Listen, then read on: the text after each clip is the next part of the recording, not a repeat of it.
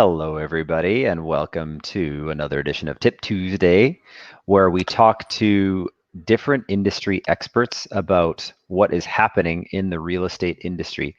So today I grabbed the general manager from our Vancouver office, our fearless leader, Mr.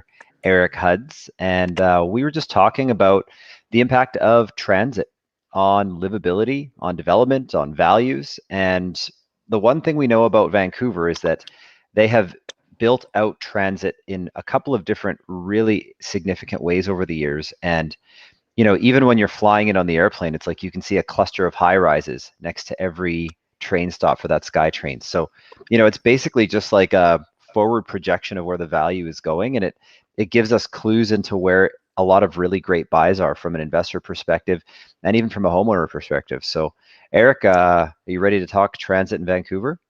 Absolutely, absolutely, and thank you for calling me an industry expert. I like that title. Feel free to use that around the office. Hey, you know what? When we're sitting down for coffee tomorrow, I'll say, Eric, would you like coffee, Mr. Industry Expert? We'll dial that one in. I'll gladly accept. Nice. So, Eric, let's talk about using the past to predict the future. So, where are some of the noteworthy transit expansions that have happened here in the Lower Mainland over the last 10 years? I mean, I'll dial back even a little bit further. I mean, let's look at like the original SkyTrain, which I mean, this is going back a bit before I even lived in Vancouver, but I believe that came in sort of like Expo '86 time, and I think Burnaby Metrotown, like, that wasn't a thing back before the SkyTrain came in. And now you've got these huge hubs that are centered around these SkyTrain stations.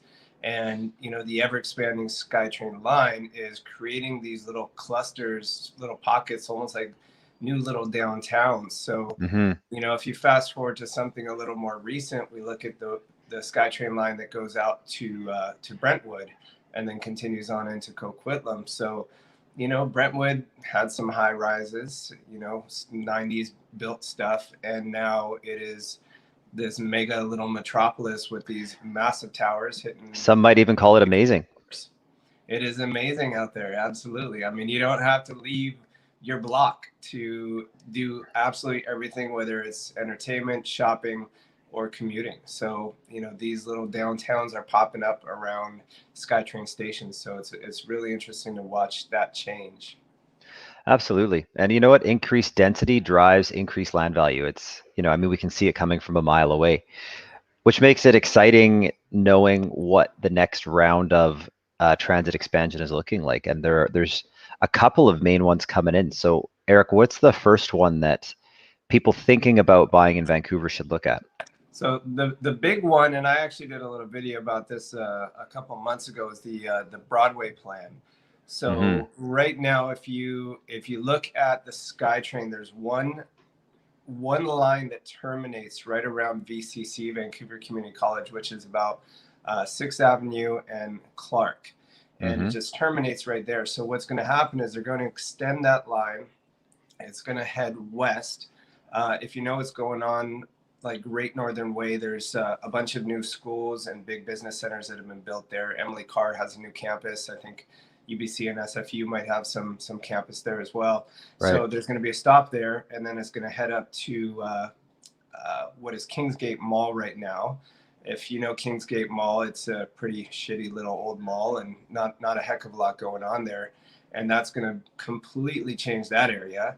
And then it's heading west underground along Broadway and going all the way out to Arbutus for the first, at least the first leg of that, with several stops in between. Wow.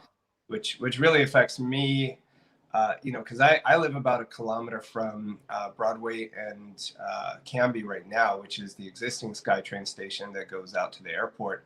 So that is going to connect to this new line, as is there's going to be another one at, I believe it's Willow and Broadway, which is even closer than Cambie and Broadway to me. So I'm really going to see the effects of that new train coming in and potential value increase in this neighborhood. Totally. Yeah, that new line is, I mean, it's going through some pretty established neighborhoods, but especially as you get a little bit into East Van, there's areas of gentrification that are going to really have a massive uptick once that line comes in. And you know what? There's a second line heading out to the burbs. What's that line about? Yeah, so I've actually been researching that one a little bit recently just because I've got clients that are actually interested in investing in, let's say, old condos along that line with you know, with the hope that when that line goes in, there's going to be the option of potentially wrapping up that strata and selling it to a big developer. So Mm-hmm. it's a long-term goal, but I see the value there where these are older buildings. The price points are fairly reasonable and they can look forward to that. So the existing SkyTrain ends, God, I think it's King George Boulevard, and then it's going to go sort of uh, east and southeast towards like Fleetwood, and there's going to be several stations along that way as well. So looking at where those future lines are, and I mean it's not like the Broadway plan is happening, that's done, that's voted, like that's happening, whereas this one is pretty darn close to happening, but it's not 100% approved yet. So there is still, that is it happening, is it not happening, should Right. I invest, should I not? But It's a you little know more speculative still at this yeah, point. should you be the one that buys and then it gets approved? That's the person that's going to make the largest bump versus it is now approved, and then you're buying into an area that already knows that's coming and that value has been added already. Awesome. Yeah. Awesome. So yeah, I mean, a little more speculative heading out on that line, but it's looking good. So we are noticing quite a few investors looking at Surrey a little more seriously, even though traditionally Surrey hasn't been on a lot of investors' radars. It's on a lot of investors' radars now. I mean, It if you sure is, haven't been yeah. to Surrey City Center, it is a little mega downtown popping up out of nowhere. I mean, I won't say out of nowhere. I mean, that SkyTrain station has been there for a long time. It's taken a while to get there, but now you've got the hospitals, the universities, city hall, the police station. I mean, there's a ton of stuff that has gone in there, and the architecture is just amazing. So it's very interesting to see what's going on there. But there's still, it's still a changing neighborhood, which to me means opportunity. Of course, yeah. I mean, if it's changing from one phase to another, that change is growth, and that growth is value add. So it does make a lot of sense to try to participate in that going forward.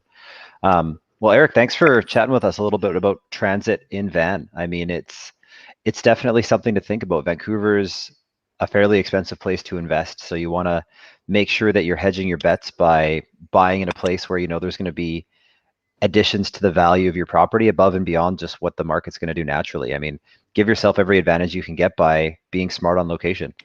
Absolutely. I mean, we're both REAG guys, Real Estate Action Group guys, and a stat that I heard a few years back, which stuck with me, is that zero point 0.9 kilometers to a SkyTrain station or a major transit hub, that's the magic number. So as long as you're just within that 1 kilometer radius, Mm-hmm. walking distance, that's where you want to be. So if you're looking at something that is an investment or you want that resale later, that's the magic number, to be within that 1 kilometer radius of a major transit hub. Yeah, it makes perfect sense. So, get out there, everybody, and just have a look at the transit plans for Vancouver. They're definitely not a secret, and the map is very, very clear. So follow the map, draw your circles around those stations, and keep an eye out for property. Eric, I know you've got a lot to do today, so thanks for popping in and giving I us some of appreciate those, giving us some of those industry expert tips. it.